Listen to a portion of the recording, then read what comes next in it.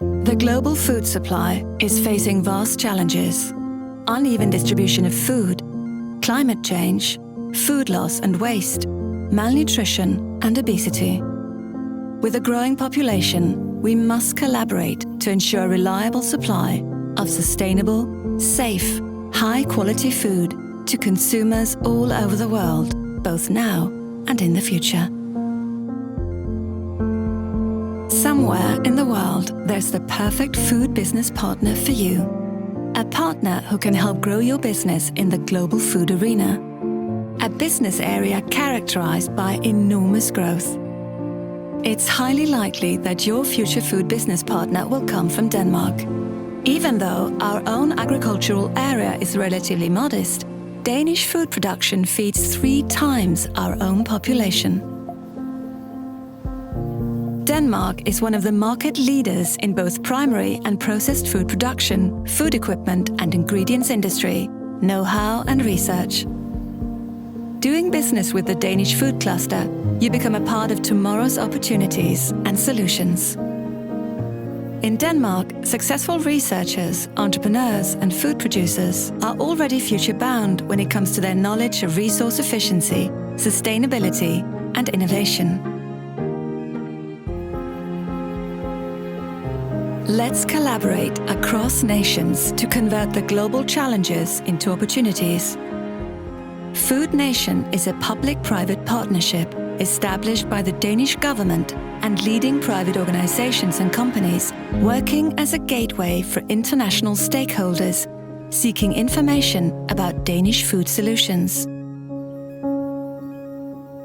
Join the Danish food cluster as a business partner or build a career in a field where you will contribute to creating change and discovering better solutions of tomorrow. Welcome to Food Nation's Global Food Talk, creating resilient agri-food systems with circularity in mind.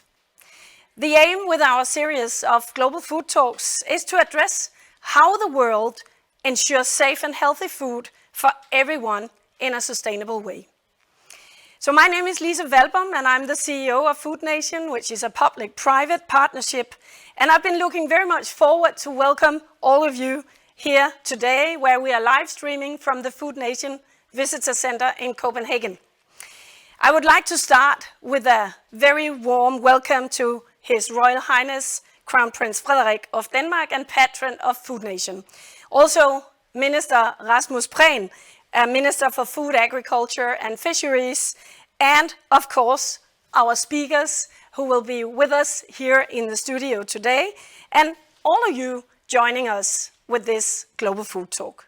We are happy to welcome people from all over the world. We have with us today people from Nigeria to United Arab Emirates and also from Argentina to Canada. We need to address that we find ourselves in uncertain times. The COVID-19 pandemic is still wrecking in parts of our world, and the immense tragedy of the Russian invasion of Ukraine has severe consequences. First of all, for the people in Ukraine. Also, the energy and food systems are affected, and at the same time, we have a climate crisis. Therefore, it is more than ever important that we stand together to find the necessary solutions. Today's talk is taking place as part of the New York Circular City Week and the World Food Summit. And therefore, it will also focus on finding the solutions, meeting the climate crisis with circularity in mind. We believe that by curious conversations and ambitious meetings, we will create the global awareness and we can inspire each other to create a momentum and progress with the green transition. Over the decades, we have seen a boosting agriculture productivity to meet the growing global demand. However, these developments have also had a negative impact on the climate with increased greenhouse gas emissions from production. Countries around the world are setting ambitious goals to reduce these greenhouse gas emissions. But to reach these goals, we need to share experiences. So let's talk, and let today's Global Food Talk inspire and initiate actions and next steps towards resilient agri-food systems where circularity is part of the solution. Today our guests will motivate and share their ideas and experiences working with innovation and collaboration to ensure the circular food supply. This is for inspiring you and me and all of us to take action, no matter where in the world you are. And our speakers today are His Royal Highness Crown Prince Frederik of Denmark, Rasmus Prehn, Minister of Food, Agriculture and Fisheries, Tim Surginer, Senior Fellow and Technical Director at the Food Program within World Resource Institute, Dr. Andy Reisinger, Vice Chair, Working Group III within the Intergovernmental Panel on Climate Change from New Zealand, Lisbeth Henricksen, Director of Innovation from SEGES, Christine Nellemann, Director of Institute at National Food Institute from the Technical University of Denmark, and Jesper Burgaard, CEO at KMC, and Carsten Pedersen, CEO at Enorm.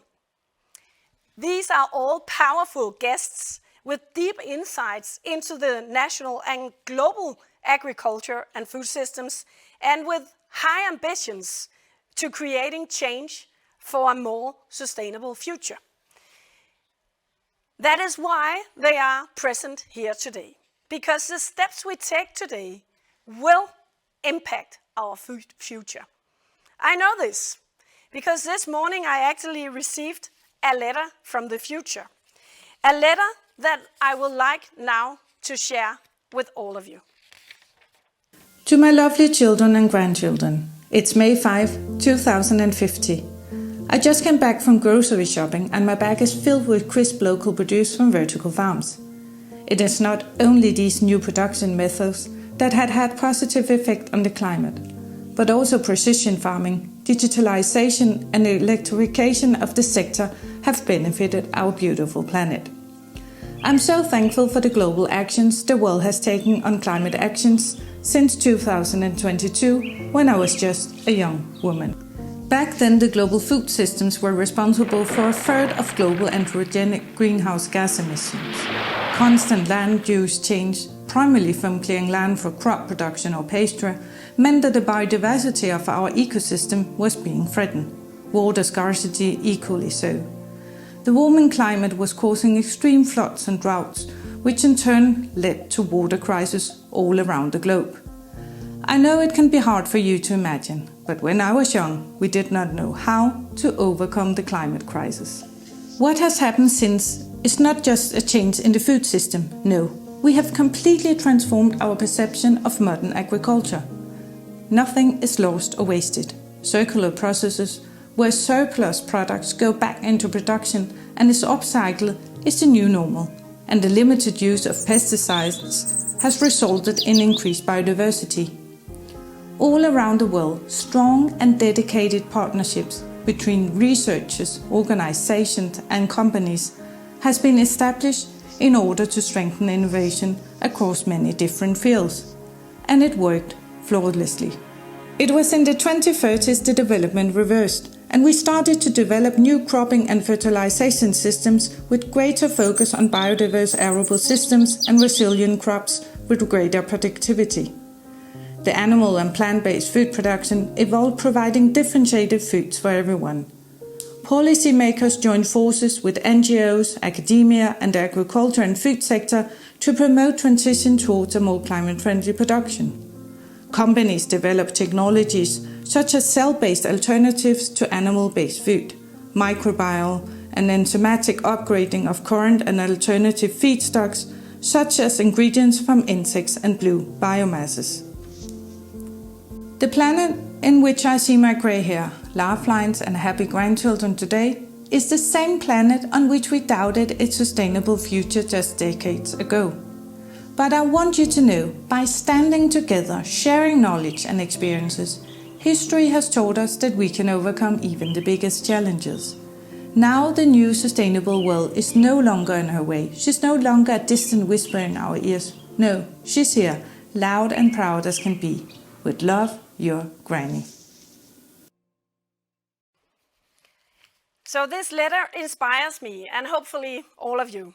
The letter set the scenes for this Global Food Talk today, and the actions needed to take us to this future we had just described within 2050. A future where we have succeeded with finding climate-neutral methods of food production. With these words, I will give the floor to His Royal Highness Crown Prince Frederik of Denmark and patron of Food Nation. Your Royal Highness, the floor is yours. Thank you very much. Ladies and gentlemen, dear guests watching from afar and from near, it is also a great pleasure for me to take part in today's Global Food Talk on how to create resilient agri-food systems with circularity in mind. A topic that has become ever more relevant, first of all with the surge of the COVID-19 pandemic and recently the war in Ukraine, continuing to impact the global food system. As patron of the Danish public-private partnership Food Nation, I have followed the development of national as well as global food systems over the years. Through various encounters all over the world, I have met ambitious governments, organizations, food producers and companies with an active strategy to accommodate the challenges. I would like to highlight a very motivating example based on the principle of combining circularity, green transition and high technology. A few weeks ago, I visited the green technology plant called SkyClean, whose technology utilize organic waste from agriculture and forestry to make biofuel while opening up a process of carbon capture and storage called CCS. The technology solved not just one, but two major challenges by reducing the amount of greenhouse emissions from agriculture and producing carbon neutral fuels for transportations like, for example, aircraft and ships. Indeed, a fascinating and unbelievable almost achievement. But we need to share all this to activate, to accelerate and innovate ideas all over the world. As part of Circular City Week and World Food Summit, this talk is about sharing knowledge on the transformation needed to respond to a changing climate with circularity in mind. Circular practices such as reuse, recycling and upcycling to transform industries is a central way forward. A shift towards a circular approach is both necessary and inevitable and requires responsive, clever and creative thinking, all while protecting our food systems from external shocks and ensuring healthy and sustainable food for all. Now more than ever, we can benefit from the Danish tradition of finding innovative solutions that can adapt to a changing climate and bring us towards a more sustainable future. Even though we're already on the right path, we need to see the change as an opportunity to innovate and collaborate to reach our ambitious climate goals all together. Of course, I'm confident. I'm confident that when great minds come together, working towards a common purpose in an atmosphere of trust and collaboration, well then we will manage to bring new ideas to the table and get extraordinary things done.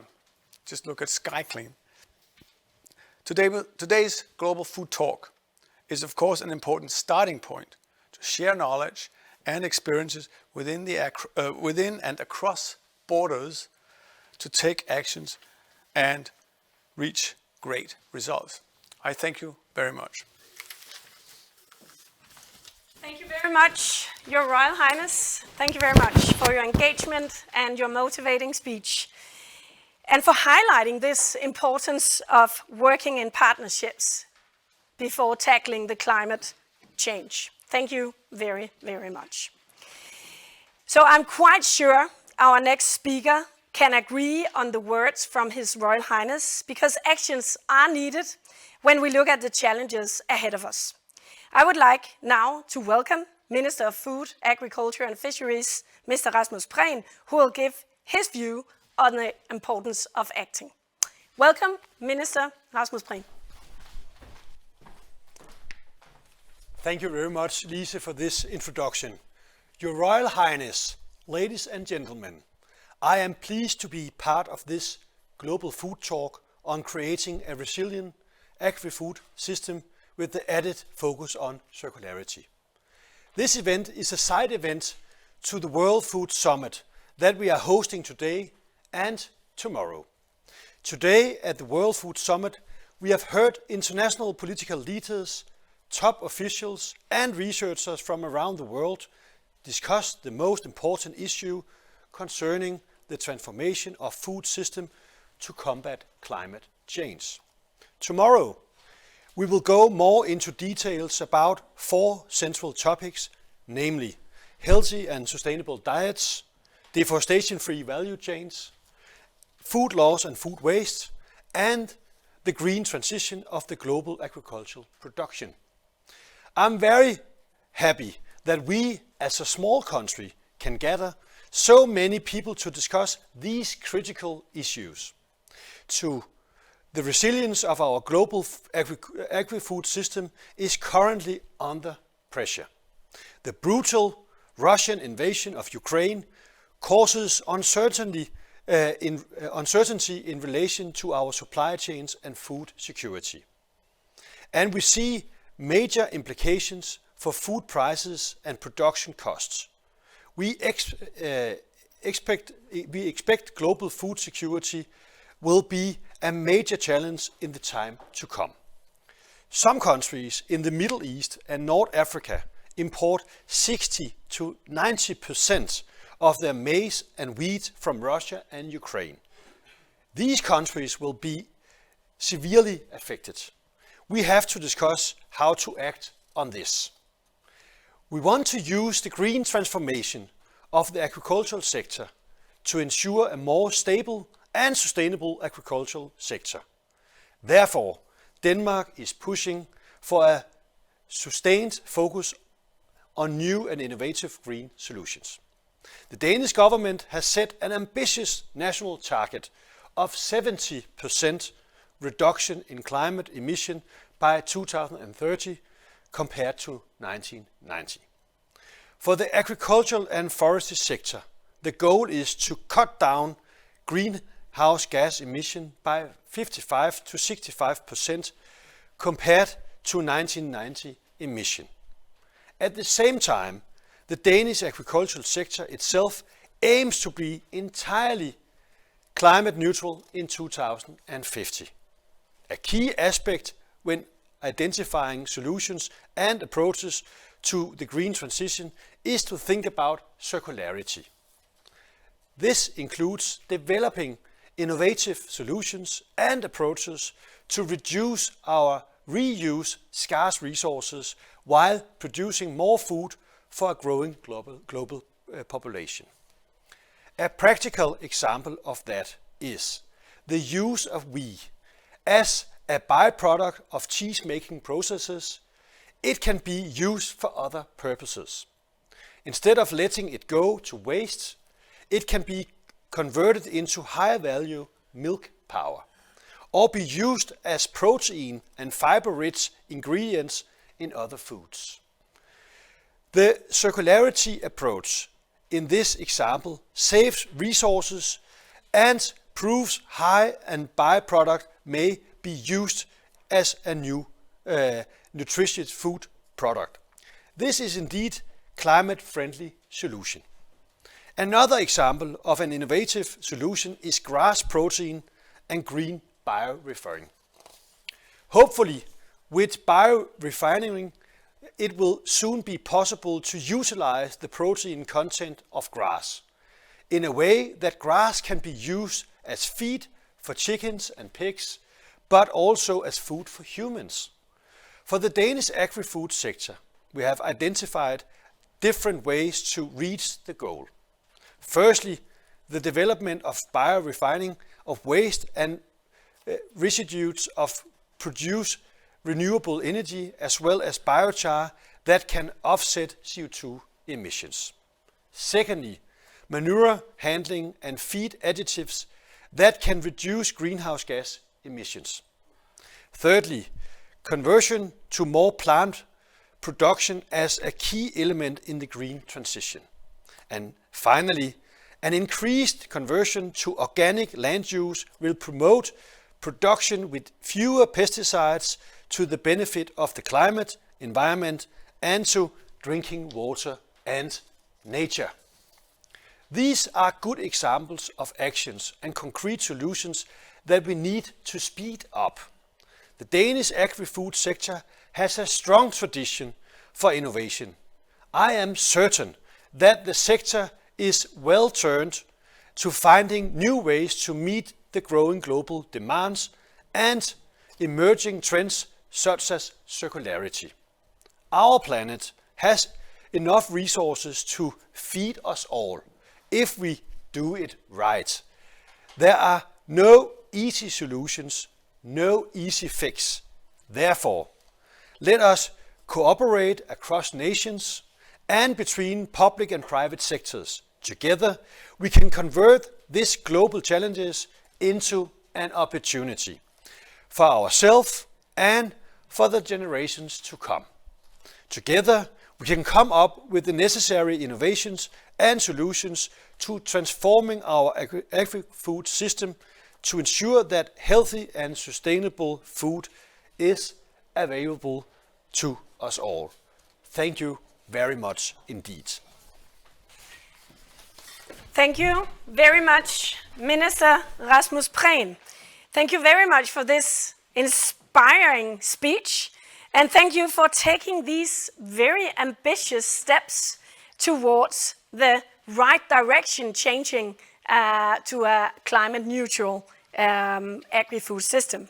It is positive and impressive, from my point of view, that we see such strong initiatives and partnerships between industry, academia and government. This really sets the framework for accelerating actions. Thank you very much. So now I'm really pleased that we have with us Tim Surginer, who has come all the way from the United States of America. Tim Surginer is a senior research scholar at the Princeton School of Public and International Affairs and a senior fellow at World Resource Institute, where he serves as a technical director of its food program. So Tim was also technical director of the World Resource report, Creating a Sustainable Food Future. And this report offers a 5-course menu of solutions on how to ensure how we can feed everyone without increasing emissions, fueling deforestation, or increase poverty. Mr. Tim Surginer, thank you very much for being here with us today. The floor is yours.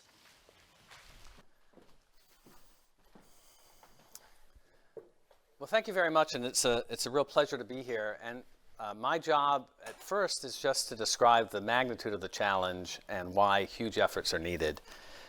Land occupies about half of the world's vegetated land. Agriculture occupies about half of the world's vegetated land. And the conversion of that land releases huge amounts of carbon dioxide into the atmosphere because vegetation and soils have massive amounts of carbon. Half of all vegetation is carbon.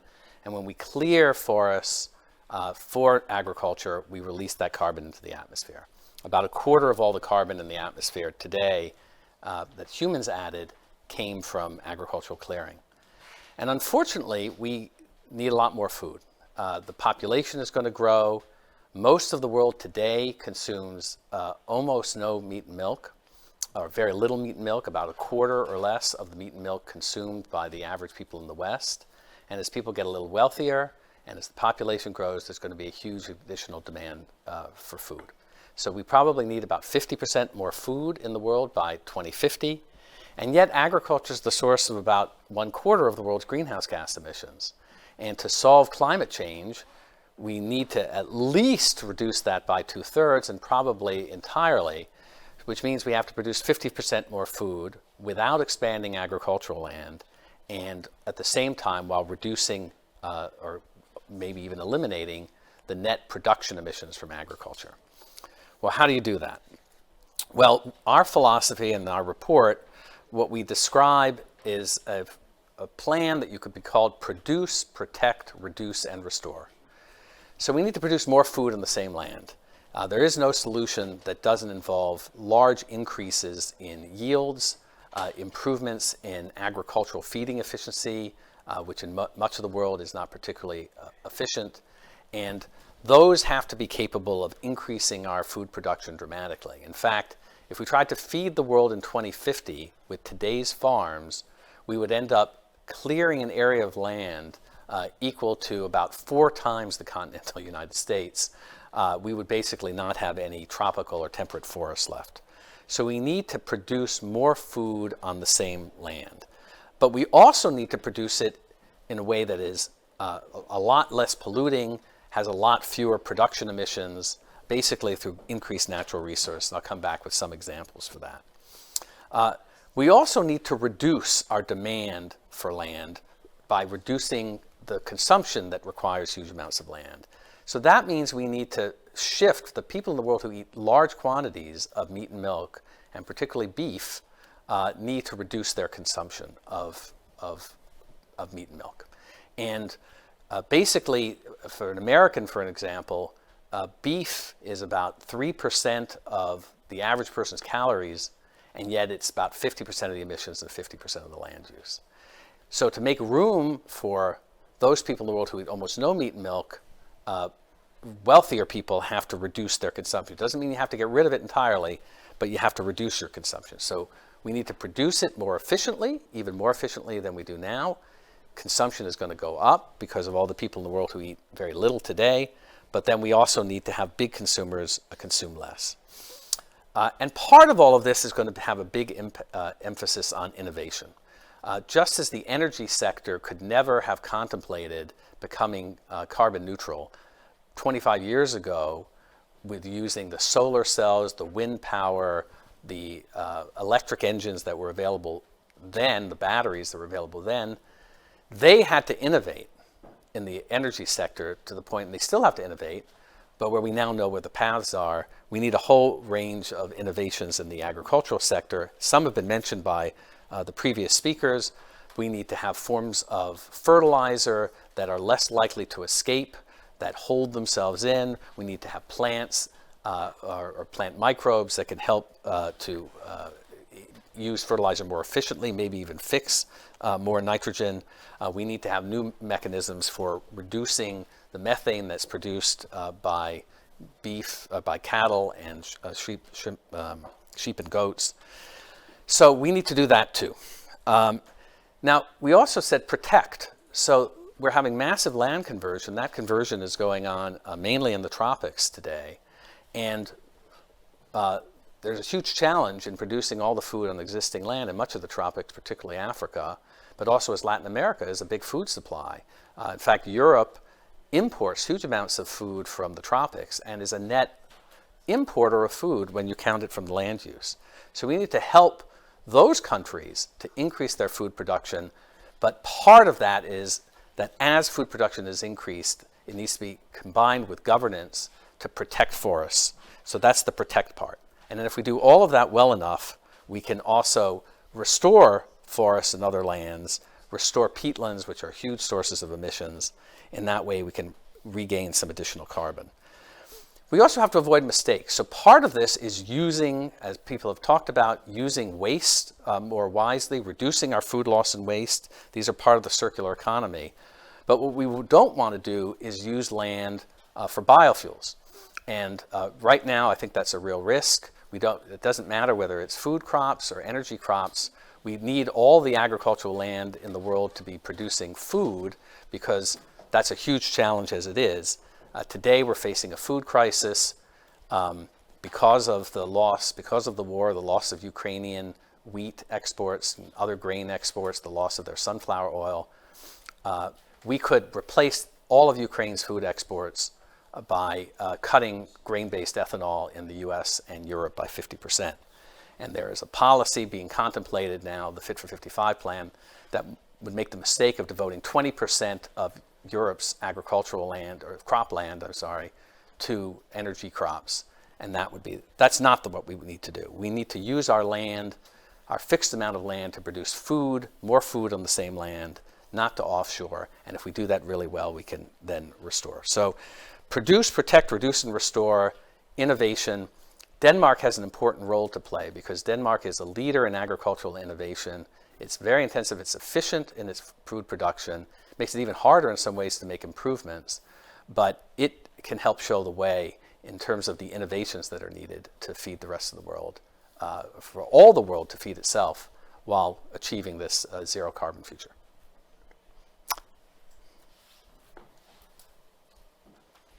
Thank you very much. Thank you very much, Tim.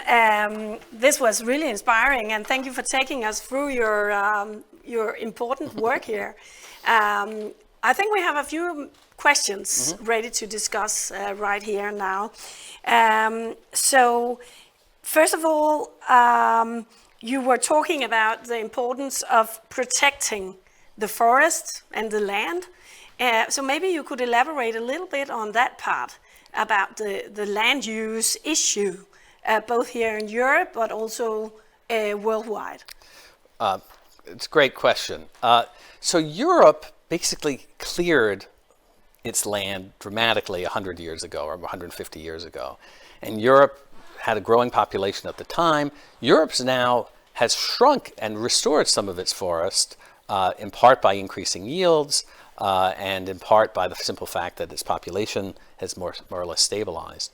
But Europe imports a lot of food that requires a lot of land around the world, and the world isn't benefited by offshoring Europe's land use requirements. So one of the challenges, and one of the things Europe needs to do is, first of all, not offshore more. Don't rely on more food production abroad. In fact, it should help feed the world, not import on a net basis. But it also needs to help people in the rest of the world to increase their output per hectare. But then critically, sometimes when countries do that, then they'll clear more land themselves. So the deal, what we really need is a deal where Europe helps, for example, Latin America to increase its output of soybeans per hectare, or even its improved grazing practices to increase beef production, in return for protecting its forests, which protect the carbon in the forest and therefore protect all of us. Mm-hmm. So back again to your point about having more produced on the same land. Really. More produced, and then using it to protect it. Yeah. So it is the case that sometimes you can get an economic advantage as you increase those yields, and you might clear more land, and that's kind of counterproductive here. So what we want is kind of essentially a global deal in which developing countries are enabled to increase their food production, but in return use that and commit to using that to protect forests. Africa is now, sub-Saharan Africa is where we're having the largest land clearing, the fastest land clearing, and that's mainly because yield growth is not keeping up. So we need to, the whole world has a strong stake in those increased yields, and part of that could be essentially what we call produce and protect agreements, where the rest of the world helps the increase in yields, and meanwhile Africa in return commits to protecting its forests and protects its forests, which helps the rest of us. So it's a kind of self-interest for all of us. But of course, Europe is advanced agricultural economy, so it faces the even greater burden of innovating, developing the innovations that everyone in the world can use to reduce the production emissions. Fertilizers that pollute less, crops that need less fertilizer, more crops that can fix their own nitrogen, so you don't even need that. Different ways of protecting plants so you don't need as many pesticides, or these really big ideas like, can we figure out a way to make more food from grasses, or at least feed from grasses, which the minister talked about, instead of using annual crops, which would then allow us to have permanent crops that protect the soil, that build some soil carbon, and potentially even have higher yields. And are you confident, like the minister were, in the development of these biorefining of the grass usage? Well, it's a mistake to be overly confident about any one technology. We have to try a lot of different technologies. I am confident that if we try, those technologies will be available. I think the world needs to dramatically up its game, as we say in English. It needs to put a lot more effort into this challenge because it's a huge challenge. And the agricultural sector, in terms of dealing with climate change, is 25 years behind the energy sector. So it needs to catch up. So finalizing this session, Tim, what would be your most important suggestion, advice to other people working within this area, not just researchers, but in general, what would be your advice with the most impact accelerating this transformation? Unfortunately, it has to be kind of somewhat at the level I've said, right? We need to produce more food in the same land. We need to be very innovative. There needs to be more money going into research on that. Consumers who consume a lot of meat and milk need to consume less. Consumers who waste a lot of food, as we do in America, need to waste less. But we also need to have public policies that don't make the mistake of thinking we have a surplus of land. So we have to avoid the idea of thinking that we're going to produce our energy from our land. We can use waste products to make energy, sometimes crop residues, other wastes, but not land. So if there's one key lesson is land, we need to treat land as sacred. There's only a fixed amount of land in the world, and we need to use that as efficiently as we can. Thank you very much, Tim Reisinger. Thank you very much for being with us today. Thank you for having me. Thank you. So this was some good and very important advices that we got here and good ideas from Mr. Tim Surginer. And I hope you all feel inspired from his speech. So if you have signed up for the World Food Summit Dialogue tomorrow, Green Transition of the Global Agricultural Production, you will have the opportunity to meet Tim Surginer again, because he will also be speaking there. So now we will move on in our program, and our next speaker will be Dr. Andy Reisinger, and he's a member of the Bureau of the Intergovernmental Panel on Climate Change, IPCC, and Vice Chair of Working Group III, working with mitigation. Andy was coordinating lead author in 2 major IPCC reports, and he's also working as an advisor to the New Zealand Ministry of Environment within climate change.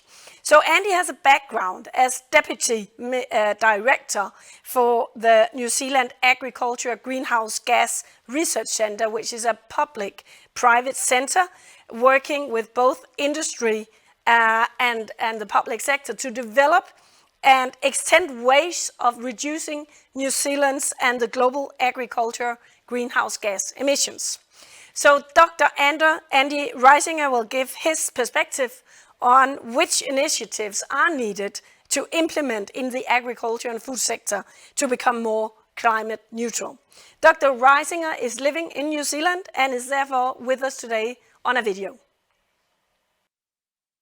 Your Royal Highness, Minister, dear guests, it's a great privilege to offer a very brief summary of some of the opportunities and challenges for emission reductions in agri-food systems, building on the most recent report by the Intergovernmental Panel on Climate Change.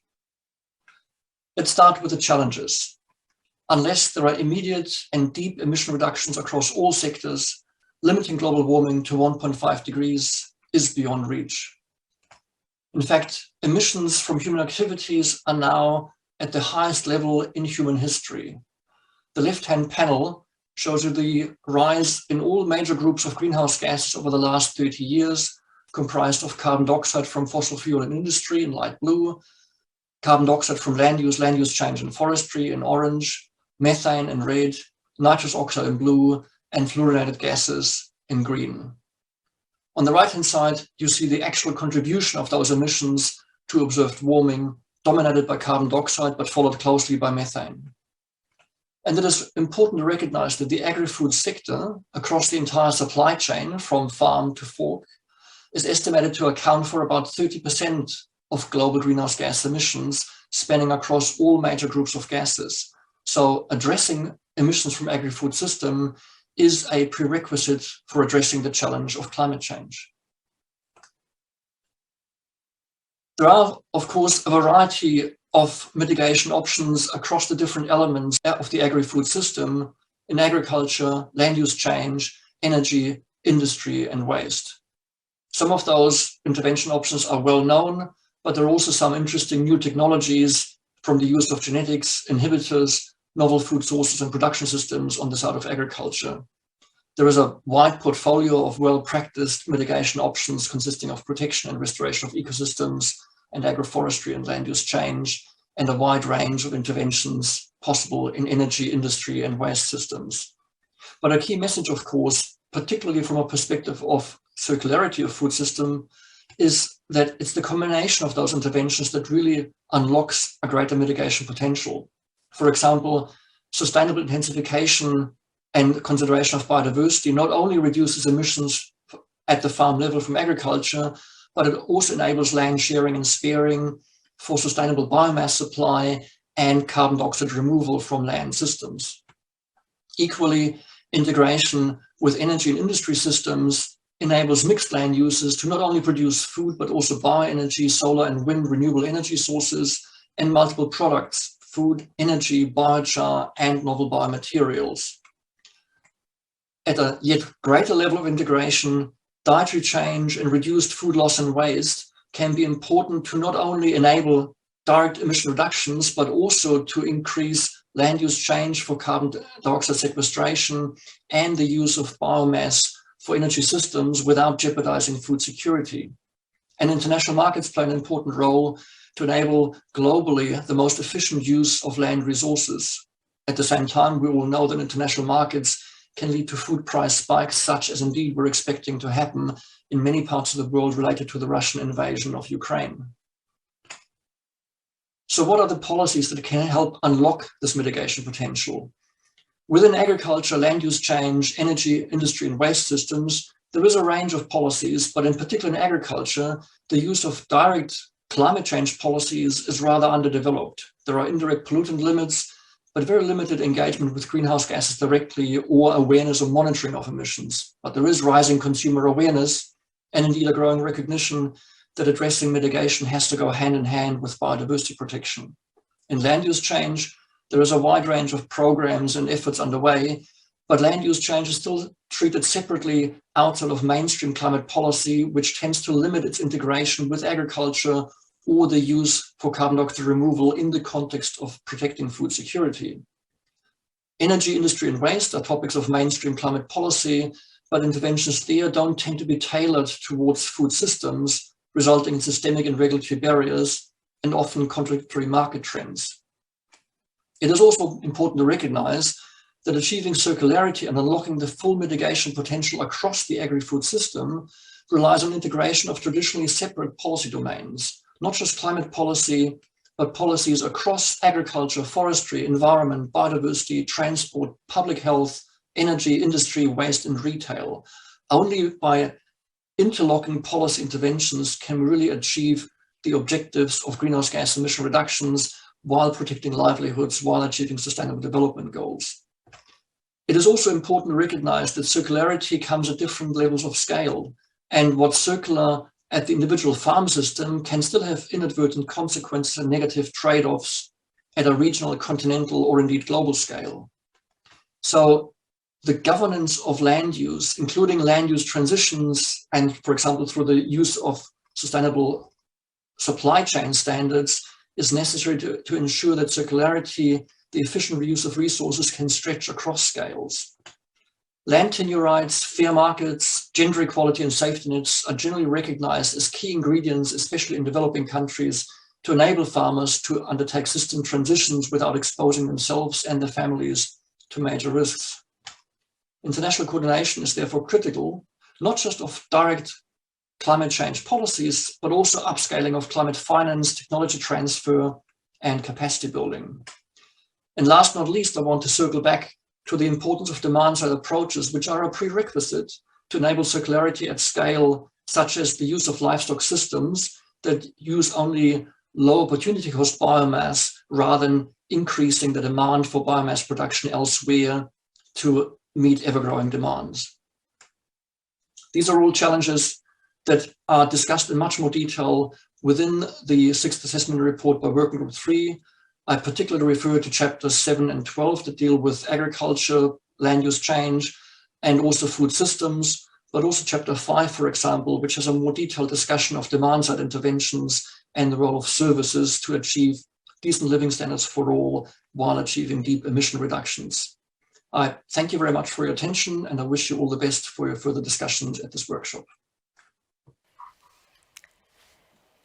Thank you to Dr. Andy Reisinger for these important insights and for also highlighting the role of both researchers and companies in tackling the climate change. And this is the track that we will follow now. So our next two inspiring guests comes from both the research and innovation world, and they will be sharing their views on necessary steps to tackle climate change with circularity in mind. And also what will take to apply them and how we succeed in applying them. So with us today we have Christine Nellemann, Director of Institute at the National Food Institute from the Technical University of Denmark. And Christine is also chairman for the steering group of the new center, START, Center for Sustainable Agri-Food Systems, that will play a central role in the development of future solutions for green conversion in agriculture and food system. So this START initiative is a collaboration of all 8 universities in Denmark with the aim of creating interdisciplinary collaboration between researchers here in Denmark, but also international. And also we have Lisbeth Henricksen, Director of Innovation at SEGES. And SEGES is a private, independent, not-for-profit research and development organization. And SEGES is the leading agricultural knowledge and innovation center in Denmark. So Lisbeth is also one of the drivers behind the Agri-Food partnership, which has been established to provide knowledge and know-how relevant for the green transition worldwide. So welcome, both of you. I'm really happy that you're with us here today. So the agri-food system is having quite big challenges, as we've been hearing, to begin with.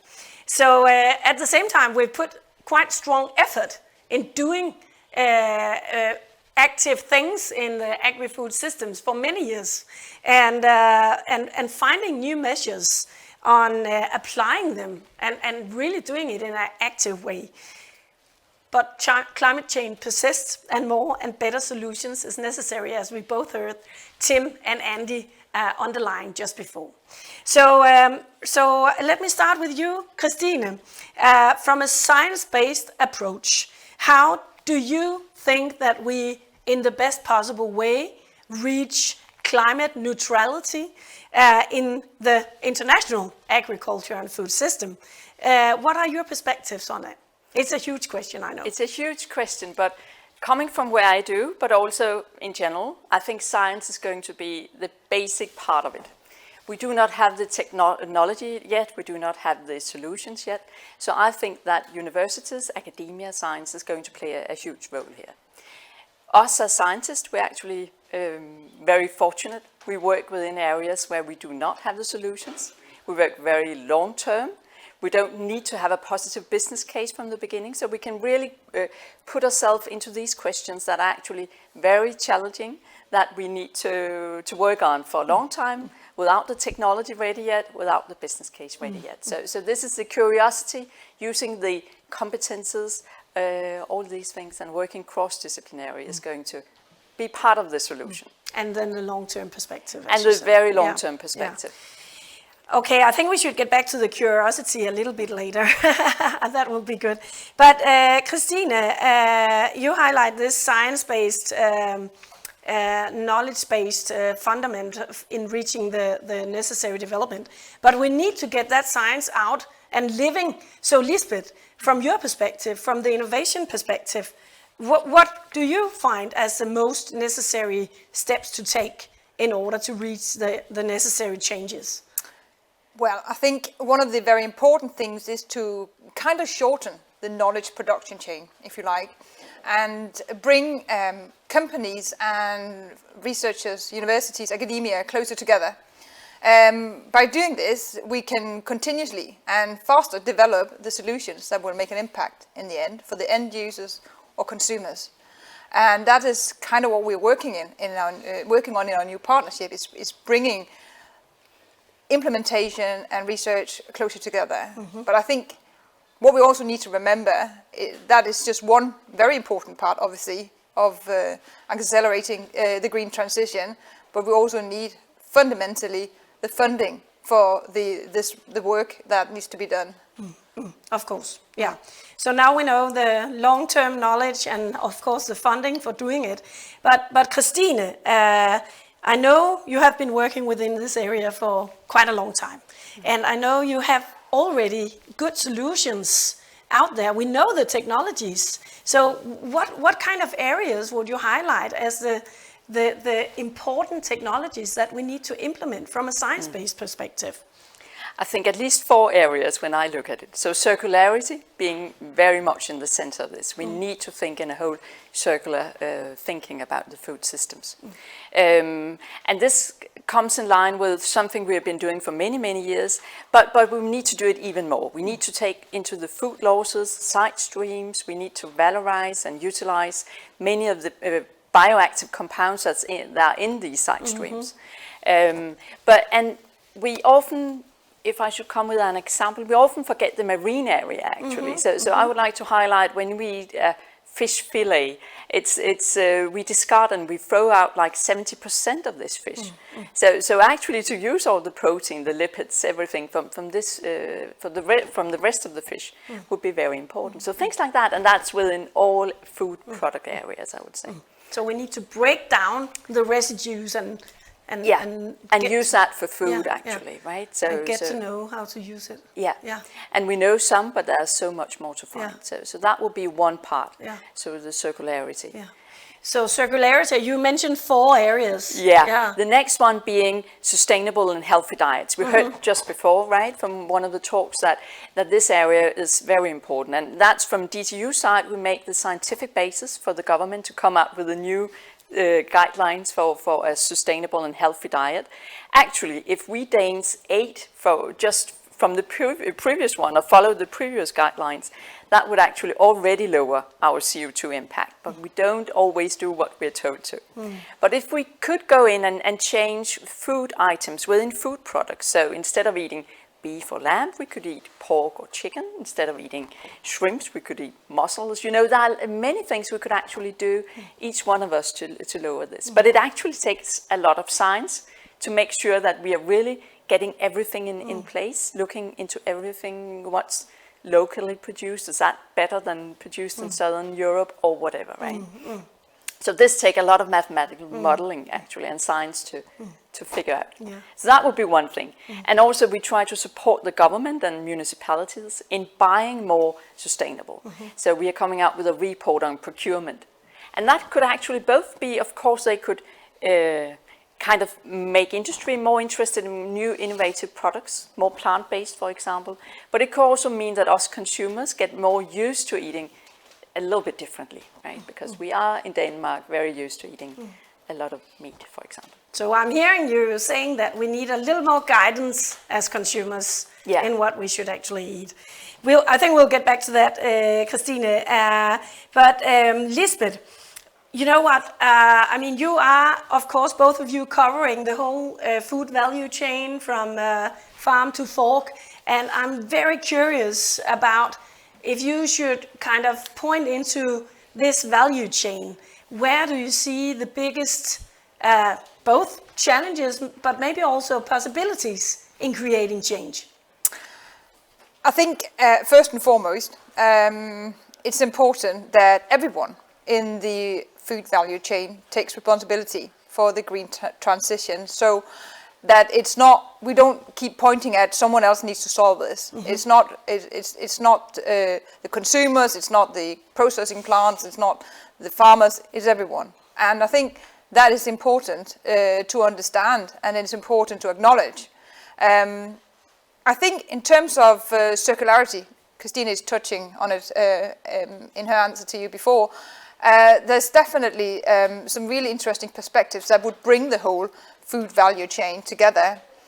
For decades, we have been producing excellent food products. I mean, rye for bread, barley for beer, but in this hunt for more protein, and more protein for new sources, i.e. plants, it brings up some new opportunities. And I completely agree with Christine that we need to stop looking at waste as waste and side streams is basically new raw materials for new productions.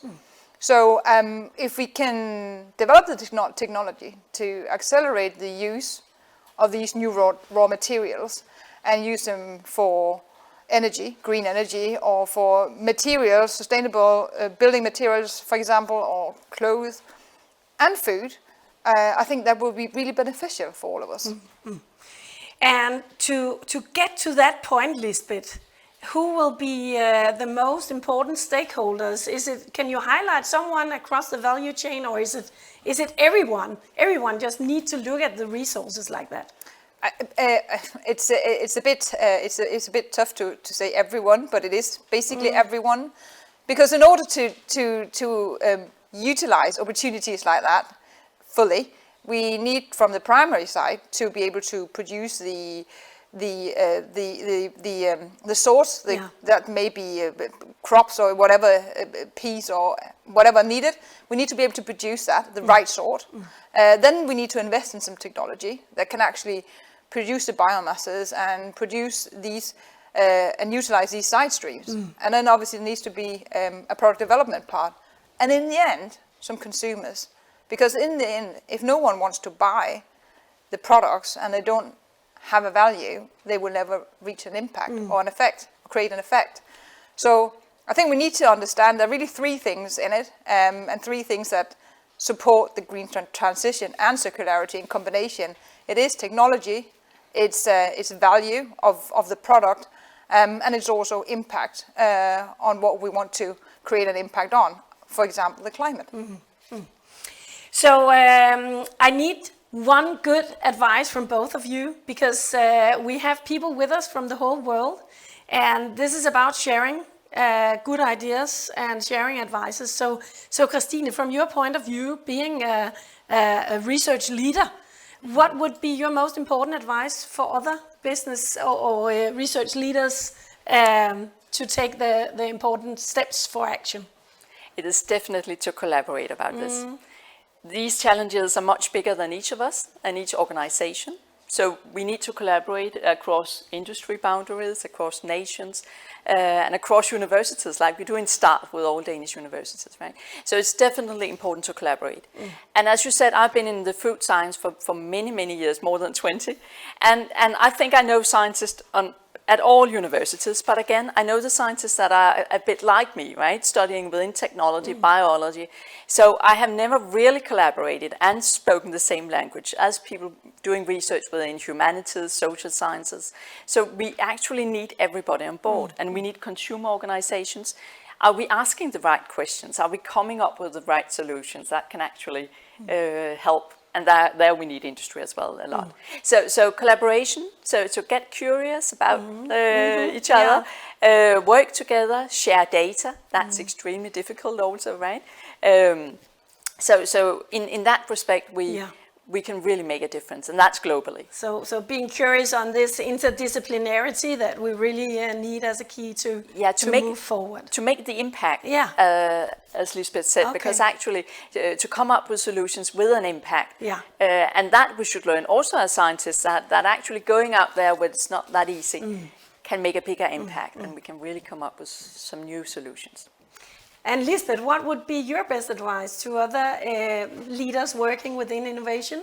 Well, basically the same as Christina's, but I would say and extend to that it's important to establish a strategic collaboration or strategic partnership where you actually commit each other and where everyone literally takes the wallet off and puts the money on the table, because I think the financial commitment and the joint investment into this work that needs to be done, whether it's research or innovation or product development, is extremely important that everyone commits themselves. So yes, collaborate, but do it in a way where you commit each other properly. Curiosity and commitment. I think that will be a good takeaway from this session. So thank you very much, both of you, for being with us. And I hope that we will see each other soon again. So thank you very much for now. And I'm very happy that we have a next session coming up. And now I'm honored to welcome the next two guests. And I will call them real action takers. They have taken important steps in their companies within sustainability and climate.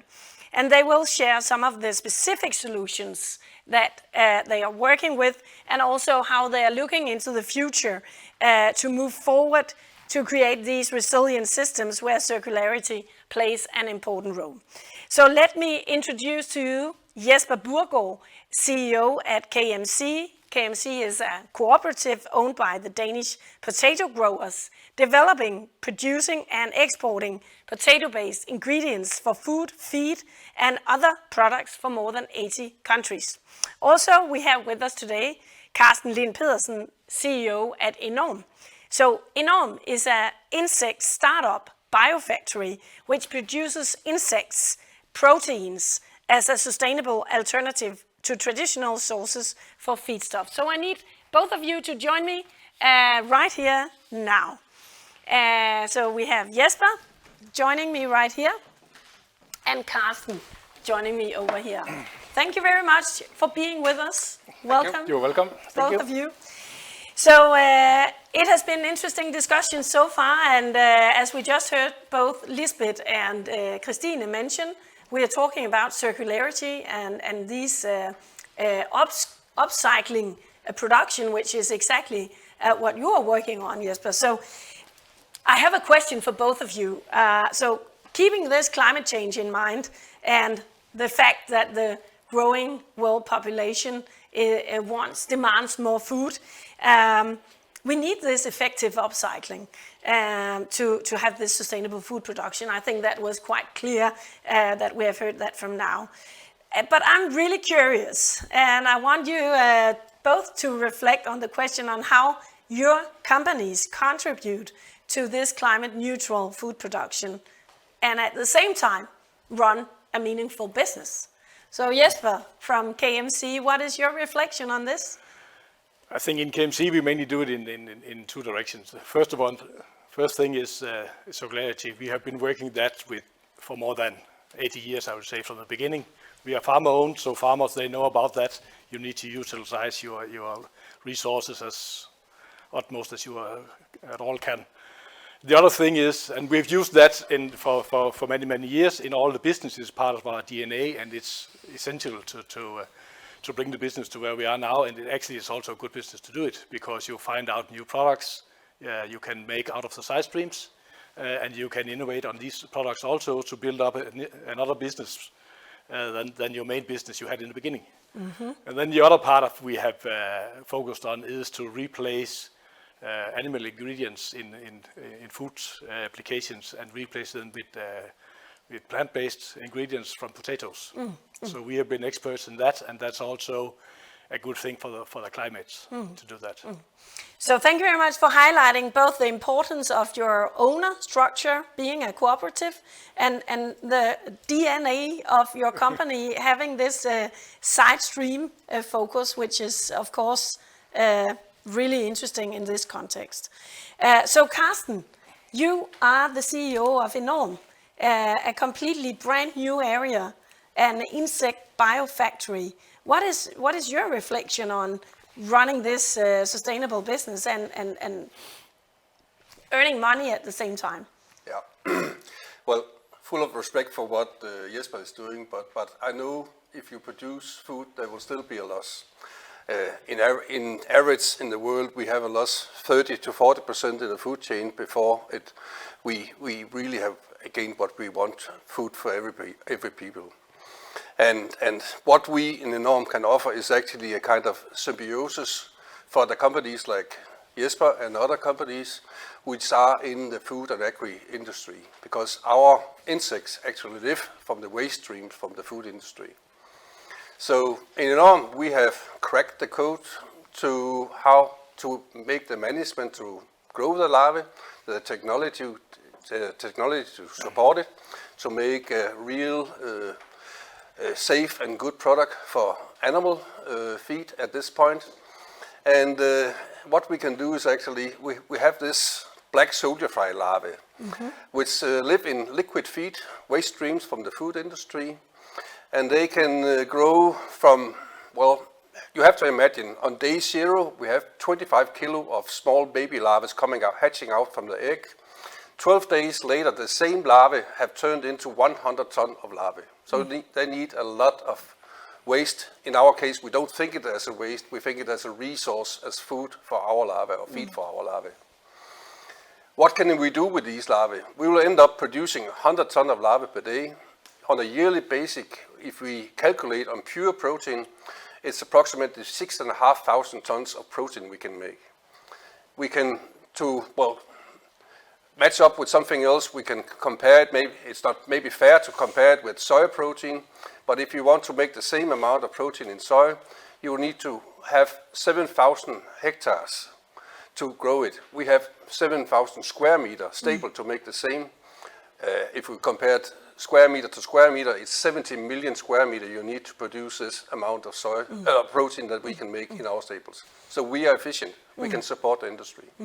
And that is interesting also, following the reflections that Tim Surginer had on the land use issue, that we need to really have a focus on protecting the land use. So really interesting numbers, and you are running a business on that, growing a business on that. Yeah, we have a test facility for 4 years. Yeah. Right now, at these hours, we are in the construction of having, within the next year, we will establish 18,000 square meter where we'll end up having this 100 ton of larvae per day as outcome. Yeah. And as we heard both Lisbeth and Christine said, we need all the good ideas in order to move forward. So I think we need to get a little closer on maybe the keys to success for both of you, but also maybe the difficult areas of these businesses, because of course it's not just happy all the way. So Jesper, maybe if we could start with you, where are the difficult parts in these processes? Actually, I think one of the most important part is that you have a good R&D department, and you have good ideas, and you put resources into that, because it's not something that you just can pick from a shelf and use it. You need to have the ideas, develop the ideas, and it's not only the R&D department need to have, they also need to have good cooperation with the universities, with the experts we have in other areas, because you need to combine the ideas from different areas to find out good solutions. That's one part of it. And then in the end, you also need to have some owners that are willing to invest, because production processes that is needed to process different products and so on are also quite expensive, so you need some capex also. So these are the keys to success, and if they are not really flowing in a good way, we have the barriers coming up to these processes. Yes, yes, exactly. So innovation, combination with the universities, supported by the financial. Yes, exactly. And what about you, Carsten? Do you share these keys to success? Yes, research development is the key. In our case, we are feeding larvae with what most people see as waste. And in old-fashioned, or in the old days, we are becoming more smart. Well, waste was still something you had to either burn or put on the dump fill. So, of course, we should not compromise the safety of the food and feed we are producing, and to, well, really evaluate the way we're using waste and waste streams for feeding our animals, we need research development to support it. So yes, I agree fully with Jesper. We need to put more attention to that part. So looking at the actions for other businesses in this area, what do we need to accelerate on? I mean, it seems to me that you have a good handle here in upcycling, using all the side streams. This is a DNA of your businesses. But what about other business leaders? What should they be aware of, Jesper? I think they should be aware of that they have more resources in their hand than they actually think. That's one of the things. You have to really to look on all your side streams and so on as a raw material for something else. Maybe if you cannot utilize it yourself, you can do it with somebody else. That could be with the business we here, or it could be other things. That's one of the things. You also need to have the ideas from other businesses than your own. You can't go with it your own and have all the ideas yourselves. We would never have made this bioplastic, as an example, out of our wastewater if not we had the idea coming from outside and we combined two different worlds and came up with a good idea here. So this is actually made from wastewater in your production? It's made from real wastewater. We normally think is only waste they had to dump, but that is actually a resource for something else. In this bioplastic, for example. Yeah, but I guess it means that you as a business leader has created an organization with a room for wild ideas and innovation, and otherwise this would not have happened. That's a part of having an R&D department. You need to give them room to have crazy ideas, to go over the edge, to make something that is impossible. Often we have to ask them, you need to prove it's impossible. Because proving that, then you have to move to the edge and further on. And there you see the good ideas and there things are developed. And what are your reflections on this, Carsten? Yeah, maybe a little bit the same as I said before, but it's again, we have to change our mind thinking about waste. Waste is not a problem. It is actually a huge resource that we have to, really look into how we can take advantage from. As an example, I don't know if it's been mentioned earlier today, we have phosphate. In Denmark, we have a lot of food and animal production. In most cases, we see actually phosphate as a potential something which can actually be polluting our drinking water. And SEGES, it is actually a very valuable resource which we will run out of within the next 50 or 100 years. And without phosphate, no life. No. But Carsten, if you should give just one good advice to other business leaders which want to accelerate the transformation in the green direction, what would your advice be? There's no other choice than to cooperate. It's the only way we can really achieve and make it faster than that's really needed. I would say what we have done with the green energy transaction, being smarter, making more safe solution and better solution, we need to put the same attention and same research development in making the resources and upcycling the nutrients we have in our waste streams. And shortly, Jesper, your most important advice to other business leaders who want to accelerate the work in this area? One thing is, of course, to see all side stream as a raw material, but also not only going one circle, one turn in a circle. You also need to innovate on your side streams to bring them to a further level. Thank you very much for your commitment and your inspiring input here today. Thank you very much for being with us and in enlightening us in your way of looking at resources. I think we need to eliminate the word waste. That might be a good idea. Yeah. Thank you very much for being with us. Thank you. I will ask you to go this way. Yeah, thank you. Thank you. So this has certainly been a really inspiring hour, and during this last hour I have been inspired, and I hope all of you with experiences, advices, and actions that can contribute to the green transition with innovative solutions and technologies. Naturally, collaboration and circularity are important tools. We have heard that from many of the speakers. No matter where in the world you are based, these are core areas. So urgent actions are needed to reach the future as described in the letter that we just heard 1 hour ago, coming from 2050. So we need to highlight how we get to this 2050 future. And I would like to highlight one thing which stands especially clear to me. We all must focus on collaboration and scalability, and then maybe the curiosity to build connections in the interdisciplinary area in order to create the new wild ideas. This is what we need to support the green transition globally. When we have the good solutions and the technological experience on sustainable development around the world, we must share them with each other. Sustainability and carbon dioxide knows no borders.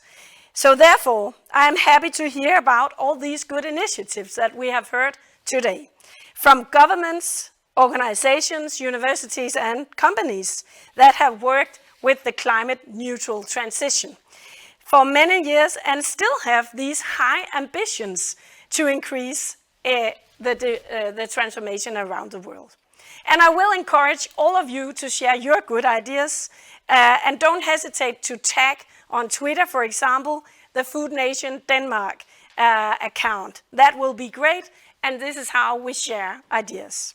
It is also clear to me that it is of uttermost importance that we realize that we cannot rely on one single solution or quick fix. No, we need to continuously evolve and develop solutions and products and move forward with collaboration and partnerships. So the journey has started, and we all have an important role to play, both you and me. I hope you will join us again on June 14th, where we will continue our series of global food talks. So this time we will focus on gastronomy, and you can follow our program on the social media of Food Nation through our newsletter, and also here you will get the latest news on upcoming events, webinars, and updates within the agriculture and food sector. So I am really grateful that you joined us today, and I wish you all a very nice day.